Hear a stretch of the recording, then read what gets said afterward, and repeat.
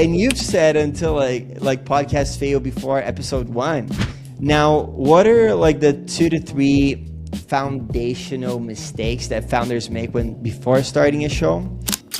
So typically, I get discovery calls put to my calendar a lot. I'm not saying that to rub it in. I'm just saying, and usually on those discovery calls, I have the person basically Shark Tank their podcast idea to me, right? And I vet basically they're convincing me that they have a solid podcast idea.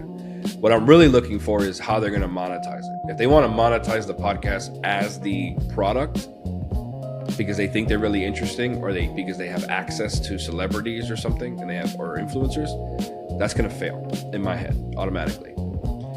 I think the 3 mistakes that, if I had to iron it down to 3 mistakes, I would say that the first one is that they don't attach it to an offer. There's no back end, there's no value ladder, there's just conversations. And I think you're there, Joao, that you could just tweak it a little bit to get there, but it can't just be conversations with interesting people, right? Or interesting topics.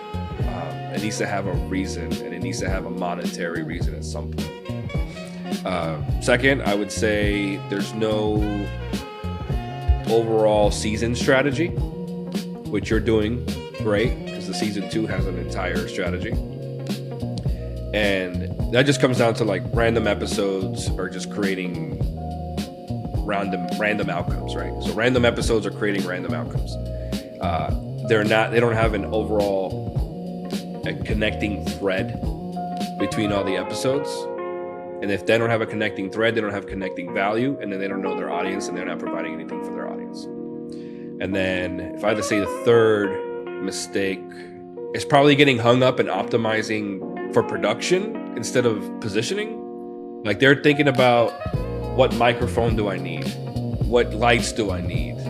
What recorder do I need? Am I going to do Zoom? Am I doing Riverside?